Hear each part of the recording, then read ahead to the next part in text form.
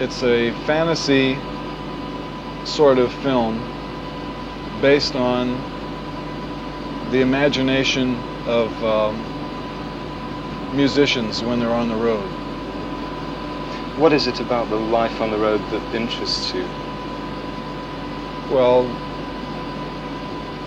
it's quite varied. There's lots of interesting things that can happen to you on the road, and if you go on the road with a bunch of people who have a good sense of humor, then one piece of material sort of breeds another piece of material, and you can compute which should not be wasted or thrown away.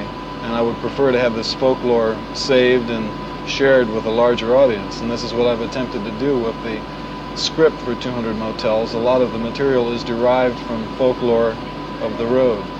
Is it a rather unreal situation, the way the musicians are together, sort of encapsulated, fighting against the normal society people like, say, hotel clerks? Well, the storyline for 200 Motels is written basically from the point of view of the mothers of invention, and the things that happen to us on the road must be quite different than the things that happen to other bands on the road. And when we go out, everything about the band and the people in it is so abnormal that it just doesn't apply to fighting against the outside world or anything like that. I mean, you don't even know that there is an outside world most of the time, because the only people that you associate are the guys in the band, or the promoter, or the girls that you meet at the concerts, and it's a very enclosed area, and you don't experience too much of the real atmosphere of a town that you go into. Mm-hmm. Yeah. A little of it seeps through, but mostly it's just what happens to the guys. The personalities of the guys in the group will change from the day that they start on the tour until they finally finish the tour, say 3 weeks later. Their personalities will have undergone a change during that 3-week period. Having looked through the script, I noticed you've used quite a lot of stylized devices, like having people holding up cue cards, which the actors read their lines from, and you can see the cue cards on the screen, I think. And you use backdrops consciously. Why have you used this sort of device? Well, the only time that a cue card occurs in the film is when several members of the group get credit for special material. That's the only time we use that. And what are you referring to with the backdrops? Well, in the script, I think you use backdrops in various places, don't you? Sort of instead of shooting on location or something, don't you have? Oh, the whole film was shot on a soundstage, so all the sets are extremely stylized and artificial looking. Yeah. Partly because it's more effective for the storyline being a fantasy to have them that way, and also because it's cheaper. Yeah. You know, when you make a cheap little movie, you get cheap little sets. Yeah. Most films about pop music, and some of them have dealt with bands in this way, sort of semi-fictionalizing their lives, have been fairly awful, really. What makes you think that yours won't be? How have you tried to make sure that it won't? Well, whenever it's fictionalized, we carry it to such extremes that everybody knows that it's obviously fake. Mm-hmm. And we try and emphasize that, and thereby making it an honest film. Yeah, quite. Why did you decide to come to England to shoot it? A number of reasons. The technology exists here. You have the PAL TV 625 line system. The place that transfers the videotape to 35 millimeter is here, no place else.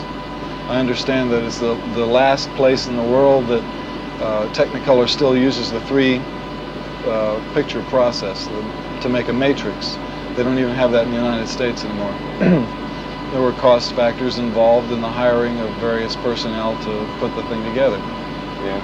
We also happened to be finishing a European tour just prior to the photographing of the film, so it all worked out. A live version of part of the film, at least, has already been banned by the Albert Hall. Do you think you'll have trouble getting the movie shown when it appears, or are you going to take this into consideration in the editing stage? Has it affected what you're doing? Well, you must remember that what was banned by the Albert Hall was not a live version of the film, but merely the music to be performed by the orchestra, and perhaps 6 songs to be performed by the group. This does not include any part of the dialogue from the film. All it was the music from the film. The reasons for the project being banned from the Albert Hall are beyond my comprehension. I don't understand people who get upset over words like brassiere.